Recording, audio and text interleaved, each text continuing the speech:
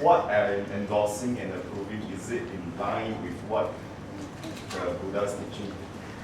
In line with this Buddha's teaching, how would the precise answer be? Well, if that person is going to take my counsel into consideration, then I will tell him or her that being the leader of the country, they have great responsibility. Yeah? Their decisions affect millions of people, literally. Yeah?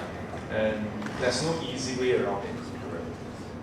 When the father and mother in the family, they make a decision about certain course of action, it's going to affect how the family is tomorrow and in the future. Sometimes the decision may be good, sometimes may not be so good. Sometimes it may cause harm, sometimes just in the short term, sometimes maybe the wrong decision can have lasting effect. If parents are afraid of the children being upset or angry, so they refrain from making any decisions. We would say that such parents are irresponsible. Yeah. So, being leaders of the country in a certain way is very similar to being parents in a family, except that now they're responsible for the lives of millions of individuals. And in this case, not just of citizens, but of the sentient beings within the country as well. Yeah. What it basically means is that it's not an easy job. Yeah. They do have to bear the responsibility, and in which case they have to consider, okay, are they willing to bear the consequences of the widespread fumigation? Yeah. They have to weigh and balance, yeah, the costs and benefits of it. And I'm not talking about money. Yeah. If the person actually seeks my counsel, then he should be a Buddhist. Then he's going to weigh in terms of the coming consequences, both in terms of future and also the immediate consequences. But would the intention of actually saving human lives, right, truly outweigh that? Is that so in Buddhism, we don't ever put in as a justification for killing. Yeah. I just mentioned to a few individuals in the Buddha's time. There's this past life account of him where in the past he was the captain of a ship, and then he saw that there's this person who was scheming to kill everybody else and abscond with the goods, yeah, whatever valuables there is in the ship. So he considered all possibilities, and he found that the only way to prevent this is to kill that person. Yeah, there's no other way. If you don't kill him, he's going to just try all he can. And if he should succeed in killing everybody, then the consequences would be grave. First of all, he would have committed heavy karma, and he'll be reborn in hell. He will suffer. Secondly, all those who are killed, being unenlightened, they'll be filled with this grudge and this resentment, and it will result in negativity as well. Yeah. So, out of consideration for this, he decided to kill that person. Now, when he does that, in nowhere do we say, well, it was with kind intention, so he should not have to suffer. Yeah. When the Buddha was a Bodhisattva and he was making that decision, he don't have that kind of mindset. I kill to help people, so it's okay. Yeah. He recognized that the killing itself is still harmful and there are consequences. He do it willingly, ready to bear those consequences. So it's not a justification for killing. Yeah. But he does it with the intent to help and save the rest also. And he went to hell for that. And he did go to hell for that. It's the Ping Sang Di or something. Yeah. But still, we don't use that as a justification for violence in any way. Not for in any cases. Not even to say, oh, to protect the religion, then we can kill people. No, we don't say that also. In the sutras, did other kings ask him this sort of question? Because I'm sure there's such a question should. Well, in the Buddha's time, there were 16 states, major states, and they were oftentimes in conflict. He stopped a couple of them. He intervened in a few of them, but he didn't succeed in all of them. Yeah. He tried where he can give counsel to advise them to consider carefully. Yeah. But he don't wage a war against them to stop them from having a war. Yeah. Yeah. So the question at hand was yesterday at Buddhist Fellowship, when one student came in with another and asked me the question about how I think her nephew. Yeah, her nephew is in research. Yeah, and so she asked about what the nephew should do, because the nephew was a bit perplexed. Yeah, having to do research. Then part of his job was to have experimentation on lab rats. Yeah, and somehow at his stage, every day he has to remove the baby mice when the eyes are not even barely even open, and then have to just snip off the head. Yeah. Yeah. Yeah, it's very bio-class. Yeah, bio-class. I mean, that's basically the present state of modern science. Yeah. So I told her this. I said, it's not for me to say whether he should or should not do. Yeah. But if he thinks that doing that is part of what is required to do research that can save lives, yeah, then he has to be aware that there are consequences for the snipping nonetheless. Yeah. Is he ready to face those consequences? Because it's easy for us with the scissors to say, never mind, you all die for humanity. Huh? You know what I mean? It's easy for us, for those who are not being snipped, to consider that, well, I kill them, well, it's for research, ma. You know, I might find a cure. Yeah? And let's say we do find a cure, so your death is not in vain. Well, then we should also consider, in that case, are you ready to face the consequences of killing this, of involving this animal? You see, if the mice, after they are born, and then they say, you give them a choice, yeah? You go to container A, it is to volunteer for experimentation. Container B, you go free. Then they have a meeting. Okay, then they go there, and then you say, okay, put a paw here, and then they declare themselves, okay, I voluntarily, I mouse, then, you know, I mean, jokes aside, the thing is that they don't voluntarily to go for it. Yeah. So, who are we to say that, oh, they die for a good cause? In which case, are you ready to say, yeah, I involved them involuntarily, so I willingly go to hell for a good cause? But oftentimes when it comes to this, then, oh, don't. And yet we're so eager, so ready to say, never mind, let rest, they die for a good cause. Yeah. So you see the dichotomy here? You see this contradiction here? So I don't say that they are not doing something good, but I say, let's be really honest about it. If we're willing to sacrifice them for good cause, then we should be ready to face the consequences for good cause. But are we ready? If we are, then that's his choice. Yeah, I can't decide. No one else can decide for them. So similarly for the whoever is the minister.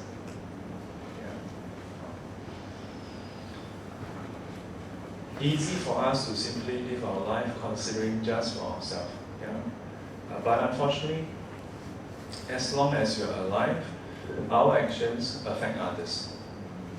Our actions affect others. The earlier we realize this, then the earlier we can learn to live in harmony with others. This is the first week of the month. Hang on. And so we are resuming the Bodhisattva vow.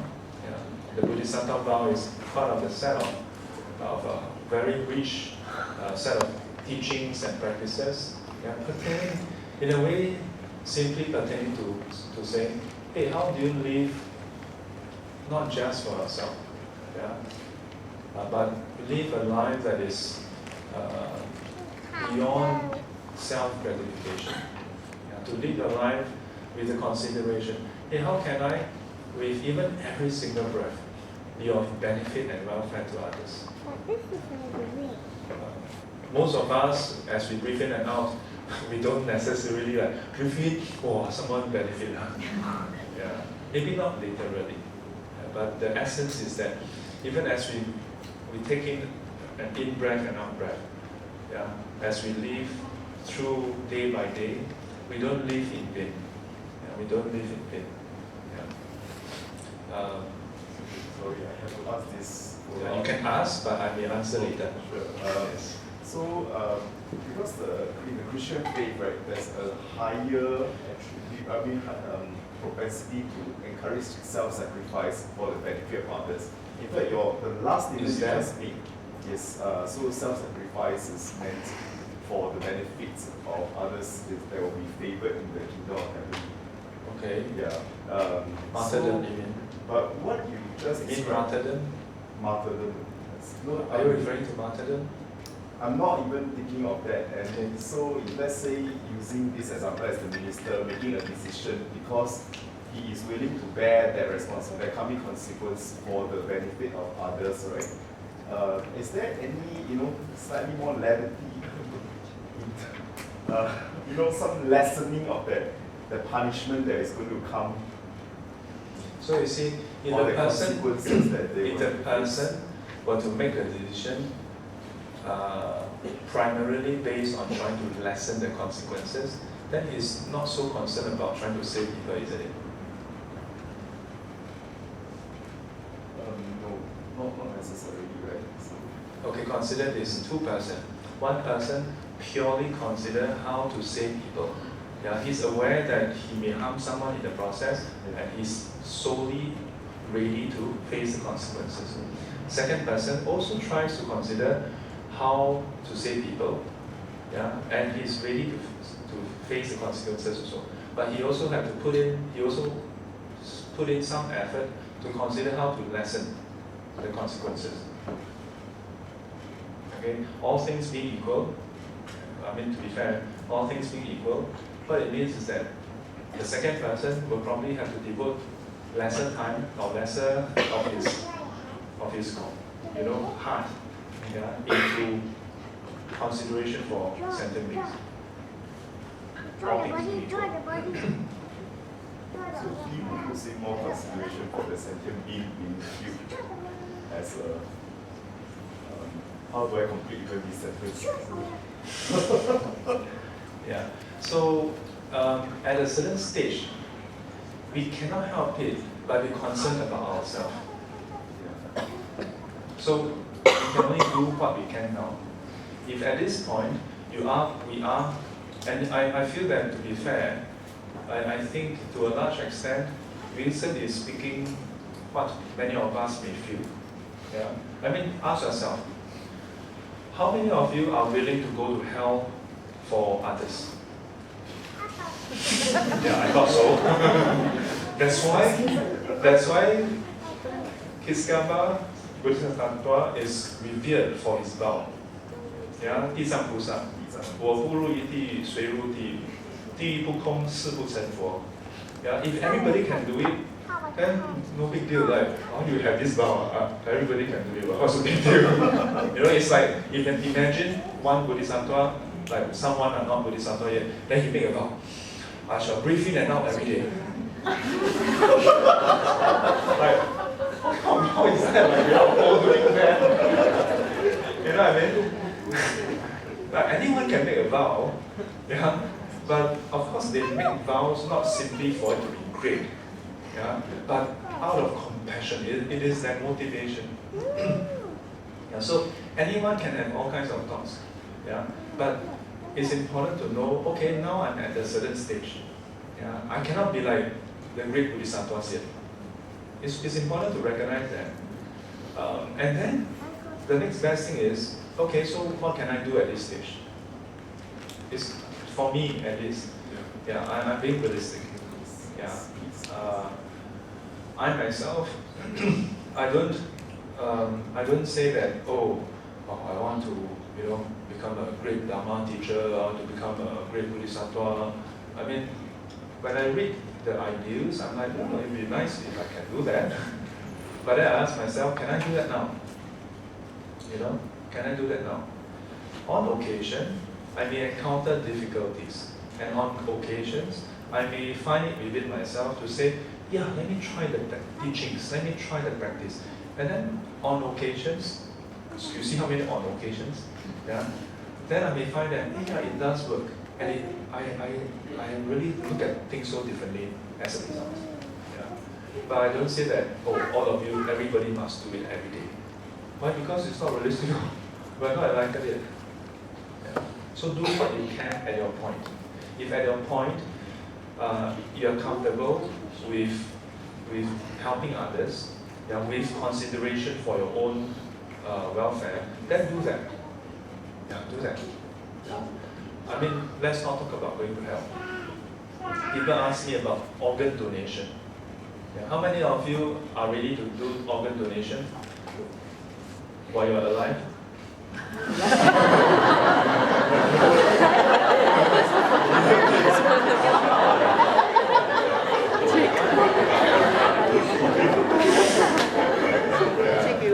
Never answer too quickly.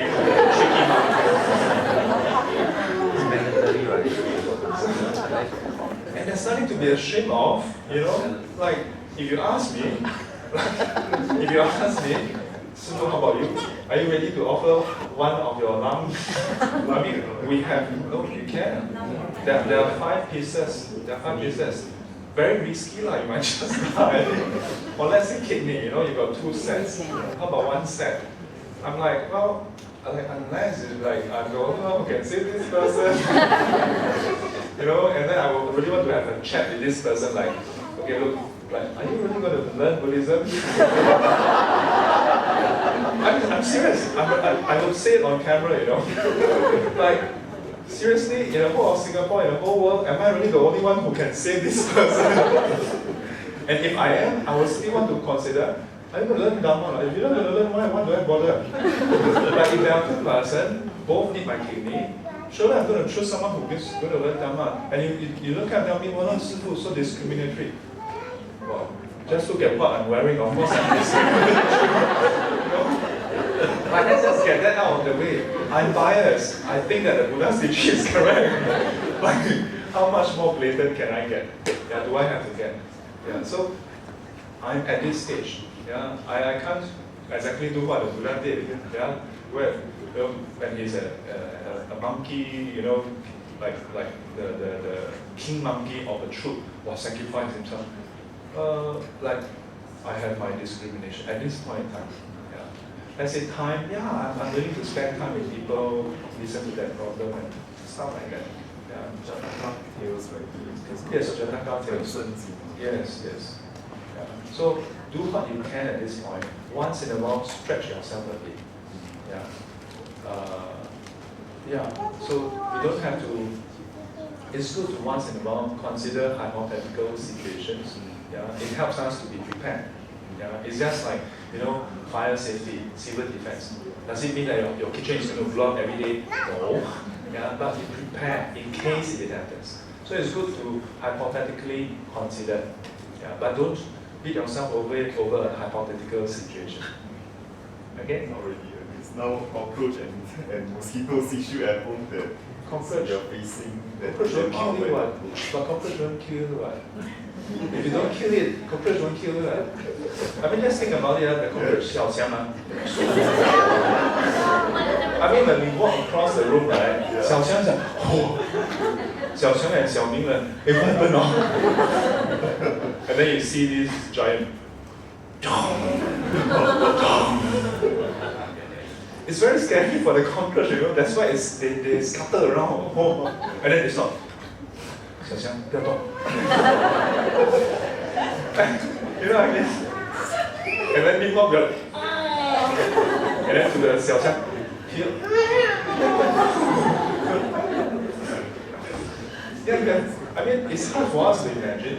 Yeah, but I've seen documentaries where they scale down the camera, the film speed to match how the housefly look at us. Yeah, how the world looks like from a dog's point of view. Yeah, so they make the whole scene grayscale because dogs don't see they only see the grayscale, you know. And from a housefly point of view, they're like, and then they see the person, and then, and it's in slow motion. Yeah, that's what. And then the husband, well, maybe it's time for me to go. Yeah, so you can imagine, like, you know, cockroach, like, yeah, but it's your personal choice. Okay, it's a personal choice. So today, let's look at what choices we have to make as far as the Bodhisattva precepts are concerned. Where did we stop? Precept. We're supposed to cover the 5 hindrances. Should we cover the 5 hindrances? Okay, let's cover one of the hindrances, shall we? Okay. So in the last month, in the session in the last month, we had the 5 hindrances. Okay. Following the 5 hindrances. This was covered in the last month. Yeah. So I gave in brief what the 5 hindrances are. 贪欲戒、嗔恚戒、昏沉睡眠戒、污浊掉举戒、疑 and 5 hindrances. These 5 are attributes, qualities, aspects of our life that can hinder. They can hinder our practice. And it is based on the metaphor that the Buddha has given, where if you plant seeds in the ground and you cover with a stone, then as much as the seed is planted, it cannot grow, it cannot sprout. So what kind of seed? Are wholesome seeds. These 5 obstruct, hinder, become an obstacle for the wholesome seeds to grow. There are opposites also. If you plant the negative seeds, then you practice wholesomeness. It hinders the negative seeds, the unwholesome seeds. In this case, it's talking about the positive, wholesome seeds, the good, wholesome seeds that we have planted, namely our cultivation. Why is this important? Because as a person, if you, for example, you try to learn Dharma, you bring the Dharma book back, then you try to read. Then as you are reading, then you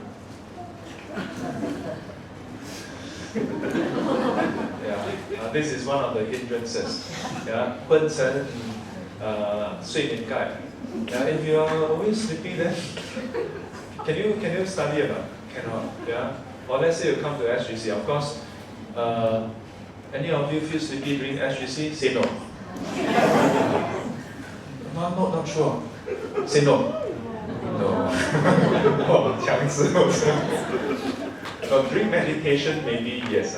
It's so nice and comfortable, and then Sifu's very calm and soothing. At first, breathing in, breathing out, breathing in, breathing out. But even then, if you are sleepy during meditation, then it obstructs your practice. Okay, so there are 5 altogether. I'd like to just go in the list, but today we're going to just cover in brief the first hindrance. Okay, greed and desire. Greed and desire. Okay, greed and desire. So the last precept states that if a Bodhisattva has the 5 hindrances arise in him, and yet is not aware of them, nor make an attempt to dispel them, this is named a transgression. Multiple transgressions is a transgression of defiled nature. So, for a Bodhisattva, if a Bodhisattva has hindrances arise in him, and or her, and know that there is, and do not make an attempt to actually dispel them, or is not aware, either you are aware or not aware. If you are not aware, it's also a fault. So the standard for Bodhisattva is a bit higher. No such thing as 不知者无罪. Because I don't know, so it's not my fault. So you have to ask yourself, So even if you are not aware, as long as you are sleepy, you are sleepy. It affects your learning, affects your practice. So ignorance is not an excuse in this case. If you are aware, but do not make an attempt to dispel them, then it's a transgression also. And again, as I mentioned before, here when we say transgression, one should not think, oh, you're making Sifu upset, or you're making Buddha upset, so Buddha is going to punish you, give you a slap. No. Yeah? It is that, well, if you say that you want to be a Bodhisattva, you're basically a sentient being activist. And then you give in to sensual desire, for example, as the first hindrance. Then how are you going to be able to learn and practice accordingly? Yeah? And if you are filled with deep sensual desire, then can you still be fair to all sentient beings? Difficult. Yeah, difficult. Yeah, you cannot practice equanimity, which is one of the very key quality of a Bodhisattva. Why? Because if a Bodhisattva is not equanimous in their mind, yes, hello? Going? Okay, please go. Hello! Cannot, stop her. Hey, how come the door is? Come back here, ask her to come back here. Angela.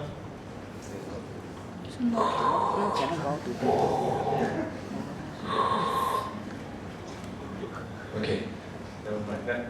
Let her settle. Yeah, the whole area is cordoned up. Yeah, in lieu of the coming ministerial visit for our grand opening for the Buddhist College. Yeah, so please bear with it for now. Yeah, so the first hindrance, it affects the ability for a person to be equanimous. Yeah, to be equanimous. And why is that important? Because a Bodhisattva should have his or her goal set for all sentient beings. Not just sentient beings that he or she delight in. Not just those that they find desirable, but for all sentient beings. It is as simple as to consider if a teacher, let's not even talk about sensual desire. If a teacher play favorites, how many of you have children who is schooling? How would you feel towards a teacher who play favorites? Would you admire such a teacher? Oh, very good, play favorites. You would if your child is the favorite one. But what if your child is not the favorite? Immediately write a complaint letter. In which case, we are also not equanimous. But for the teacher, whether the parent complain or not, then he is not discharging his service and duty as a teacher in a way that is befitting his role or her role as a teacher. A teacher should be equanimous in teaching all students equally, isn't it? Just consider if the teacher, for whatever reason, just prefer to teach some students over the other students. Let's say student A versus student B. And then student A makes some noise. Student B also makes some noise. But the teacher prefers student A. So student B make noise? No, okay. Student A make noise? It's naughty. Shut up. Let's say student A. Student A is the preferred. No, not student A. Let's say student A both very teacher. Student A versus student B. Let's say okay, sure. And then both ask question. Then, sorry, what's your name again? Zoping, Let's say Zoping asks some question. Okay. Let's say Zoping would ask about mosquito. Ask mosquito. Okay. Ask mosquito question. Then yes. That's such a good question. From the question, I can tell that you are so filled with compassion. Ladies and gentlemen, please give him a round of applause. Indeed, it's not easy to find someone with so much concern for, even though you're not a minister, right? But yet, you're so concerned about how, wow, Bodhisattva in the making. And then after that, raise your hand. Can't you see I'm speaking, right?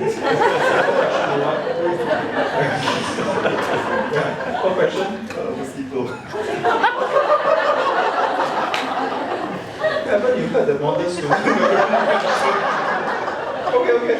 Ask your question. I may not answer.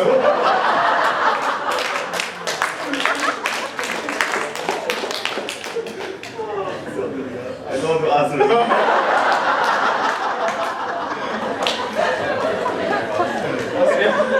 You see why it's important to be equanimous as a teacher. Yeah. It's not that I always give him cut him slack and give him a lot of chance. It's because none of you want to ask questions. Yeah, but even then, if he asks too much questions, I will say, okay, you wait. Yeah. Not easy, of course, it's not easy. Yeah. But again, just as Wilson earlier asked about certain aspects, we have to ask ourselves, okay, that is the ideal. Okay? That's the ideal. But are we able to do the ideal at this point in time? No. Maybe yes, maybe no. Yeah? Not so easy. So we do what we can. Yeah? But we strive towards the ideal. So as far as the hindrance of sensual desire, we probably don't need to go into too much examples or details as to why sensual desire would hinder the work of a Bodhisattva. Yeah? But I will go further. Even if you don't consider yourself to be a Bodhisattva or a teacher, you just ask yourself, for those of you who are married with spouses, if your spouse has strong sensual desire, do not be so happy, like, wow, hey, my spouse, so, like, is that Pokemon?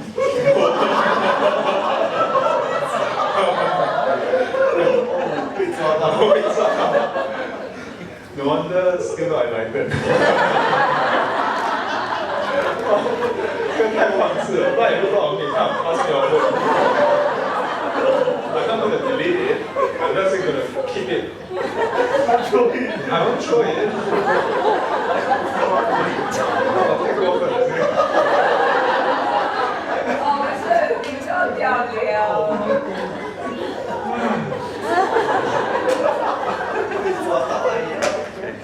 哎呦，我笑啊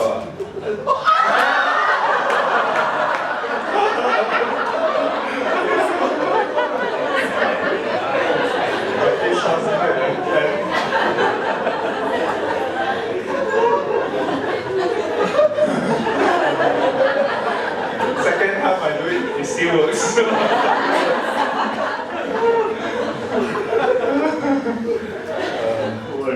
敢不敢? Okay. So I think suffice to know that. So you think about it.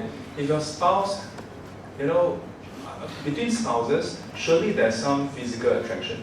Yeah, but if your spouse or even your own, the sensual desire is overly strong, then it can become a source of problem in future, Because how long can you maintain your physical beauty? Wow, suddenly become so serious. Don't worry, there's SK2. And all the serum, whatever. I have students who tell me, the new serum is working inside. Yeah. If your spouse and your relation hinges primarily on your physical beauty or physical, for guys, what is it called? Your physique, yeah, to attract your spouse or your partner, then you may be on shaky grounds. Yeah. Initially, that's understandable. Okay. For the vote of confidence.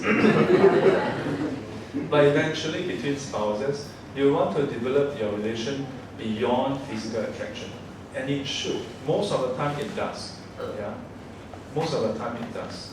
Since the Buddha's time until today, and in the future, we see spouses, going beyond their youth, their affection for each other is no longer physical affection. Yeah, it's a kind of that tenderness in the heart, the 细心心疼对方. Yeah. This is not the time to say, hey, but 师父执着. Yeah. As I mentioned repeatedly, the Buddha don't condemn on such things. Yeah. He said, between spouses, you all should care for each other.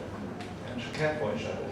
So even if you are not a Bodhisattva, you don't consider yourself anywhere close being a Bodhisattva, or don't have that, you may find that, oh, this is too lofty and high.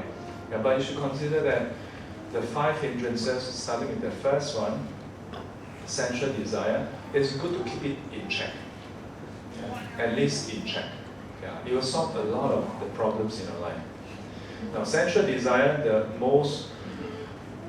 Buddha described that sensual lust is most supreme in terms of desire. Yeah, in terms of desire, not supreme in the whole world, but in terms of desire, sensual lust is most supreme. But beyond sensual lust, there are all kinds of stimulus through the eye, ears, nose, tongue, and the body. Sensuality is basically the senses. Now, if you don't keep our attachment, our lust for sensual stimulation in check, it can cause you to just spend inordinate amount of time and resources just pursuing one after another. Yeah. And the thing about physical stimulation, how much can you enjoy anyway? Yeah. Limited temporal pleasure. We don't say that, in Buddhism we don't say that there's no physical pleasure. There is. Early on we went to Zhenyi. Yeah. Nice food, say yes. Yes. Yeah.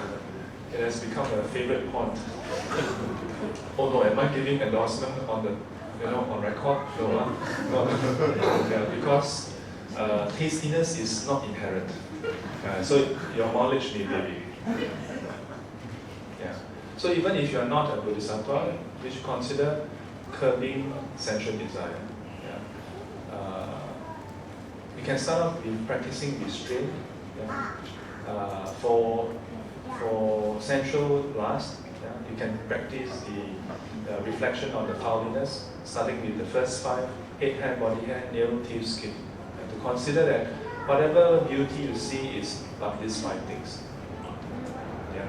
And these 5 things itself is not beautiful, but it depends on internal organs, the flesh, skin, sinew, bone, and so on to prop it up. Yeah. Which is why our masters declare this 臭皮, this filthy, this back of skin, yes, filthy back of skin. So, do we have time to cover the precept we're supposed to cover today? I think we should. You mentioned about the 5 hindrances. Yeah, I said today we're going to only cover one. 15 minutes, 15-20 minutes. It's 3:35. We're supposed to finish at 3:30. And then next week, okay, let's go read through it. Precept number 23, clinging to worldly dhyāna. Yeah, this word dhyāna is the Sanskrit for jhana. Yeah, Sanskrit for jhana. So it has the same meaning, translated as jhana in Pali. So in Chinese we call it Chan.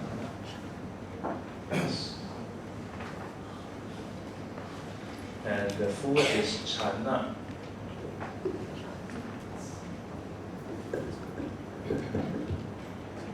Chana.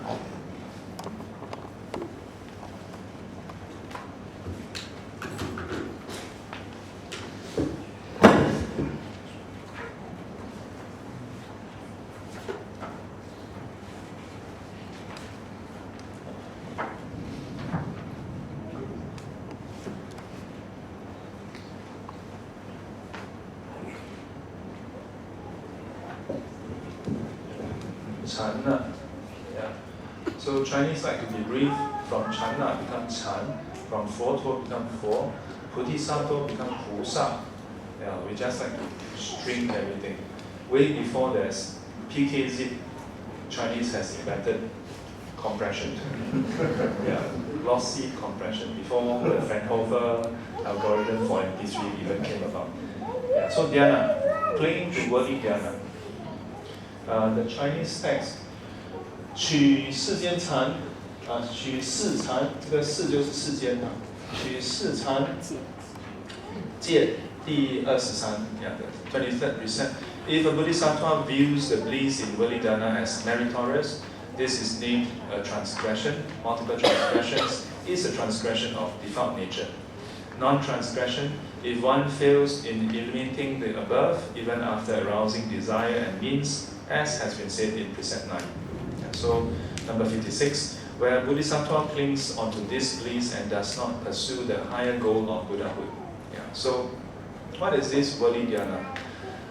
Usually when we practice meditation, most people may find it difficult to attain deeper concentration. Once in a while, maybe the mind is calm, but frequently we'll be beset by a lot of thoughts within our mind. Yeah. So here, we're not talking about that state. We're talking about having gone past, surpassed that state. Yeah? Gone to the point where our mind is calm and sublime. Yeah? And it has entered into a state that has certain factors in it. We call it the jhana factors. Now, when a person enters into this state, then the mind is withdrawn from the five senses.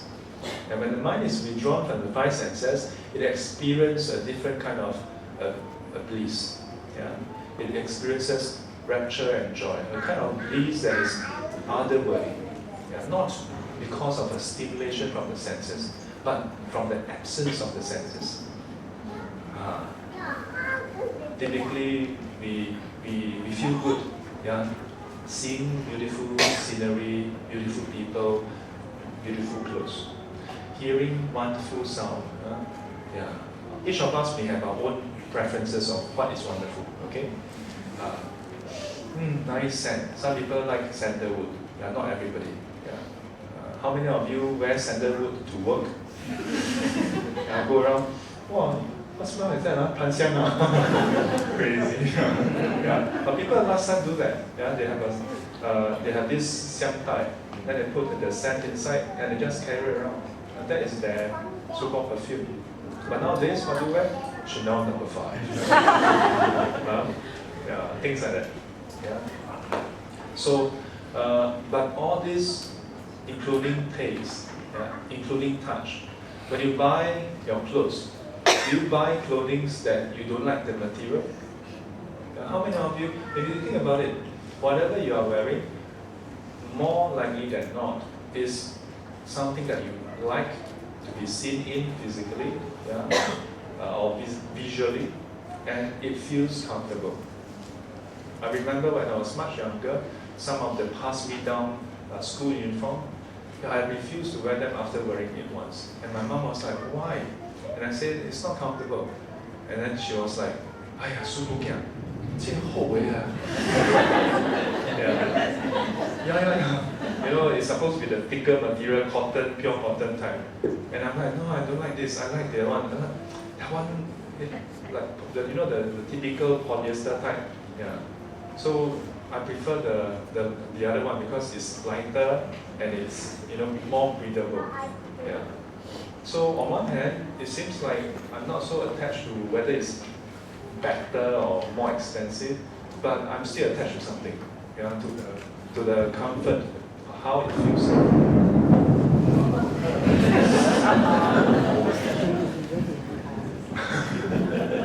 Okay, thank you. Okay, 下课. If later it go, okay, 下課. Yeah. So here, if a person were to be able to practice up to a certain point, where you're not attached, you're not so preoccupied, even for a period of time, with the eye, ears, nose, tongue, body, and mind. No, not the mind. Eye, ears, nose, tongue, body, with reference to the form, sound, smell, taste, touch. Yeah, the physical sphere, yeah, of stimulation. In which case, then, as you do that repeatedly, it will come a point in time where your mind, initially we are always, even when you close your eyes and you sit, your mind is still thinking about all these things. Whatever you have experienced before, you are thinking about it. And it's all about the physical world, yeah, and the interaction in between. Now, if you withdraw from it over time, then it will come to a point where, it's kind of like disconnected from this stimulation. Yeah? And then it's able to just settle down quietly. Yeah? And once it has settled down sufficiently, then what happens? Then you hear baby sound. Then when you during meditation you hear the baby sound, then no more jhana. Yeah. That's why for me, in my class, if you want to come to my class, you must be ready. This is the commando class, Yeah, commando class. She's my co-teacher. Yeah, I teach you the technique. She's the one to make it tough. Yeah. No, I really appreciate them being here. Why? Because if you try to learn to meditate only in a quiet environment, then all it takes is just one sound. You go crazy, Yeah, but if you learn to meditate in whatever circumstances that may pop up randomly, then your mind is very malleable, yeah, very dynamic, very active, very ready to face whatever comes, and it spills over in your everyday life. You won't be like, wow, if only people say nice things, then you're okay. Don't say nice things. So we build up that internal resilience. Okay? You cannot wait until you are Bodhisattva, then you build up. It is because you build up your resilience, then you become known as a Bodhisattva. It's okay. Well, sekali it's okay then. Now, if you can slowly withdraw from the senses, yeah, it is because we are so attached to the sound, typically, that when you hear a sound, then you are affected by it. Then you are affected by it. If you are not attached to pleasant sound, then you are not attached to unpleasant sound as well. Then you will not be disturbed by sound. Sound is not your concern. Sound is no longer your concern. Yeah. It is just a handphone. If you are a person who is not interested in handphone, whether there's a good handphone or bad handphone that come out, it doesn't affect you. Yeah, doesn't affect you. If you're not a person who plays Pokemon Go, whether their parents have a Pokemon gym or not, yeah, it doesn't matter to you. Whether there's a, what is that, no something? What is that? Snorlax. Whether there's a Snorlax or not, doesn't matter to you. So if you can do that, you enter this state where it's very supreme, very sublime. But here, look at this. Clinging to worldly dhyāna. Here it says if you cling on to it, it's a problem. But yet, as part of the sixth perfection, number 5 perfection is the perfection of jhana. 禅波罗蜜. How strange. On one hand, you're supposed to bring to perfection your practice of jhana, your cultivation of jhana. On the other hand, you cannot cling on to it. Is there a contradiction? No contradiction. What it really means is that to bring cultivation of jhana to perfection, you must be able to transcend it and not become attached to it. Because if you're attached to it, then it becomes a hindrance as well. Because you must know that jhana is still within the worldly realm. Yeah? Within the worldly realm. Only when you practice and be able to transcend it, then it becomes supramati, otherworldly. And that's the highlight here. Yeah?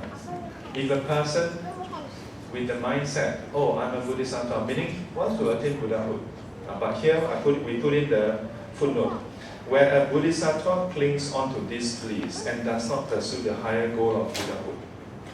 What does that mean? Out of the 6 paramita, 不是世界人如清净禅定般若.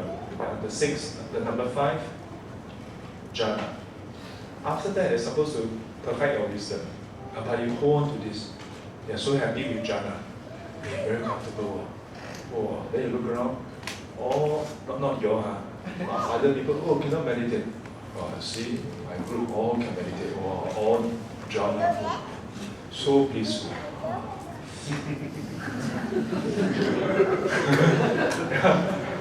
And then you just get stuck there. But you don't develop further wisdom. Then, can you attain Buddhahood? You can't attain Buddhahood. In fact, you become so enthralled with jhana, at the end of your life, you can be born in the form world, and you may just enjoy that bliss without progressing. Then what happens? After passing away, you get reborn in the lower realms. You can get reborn in the lower realms. Because of that attachment.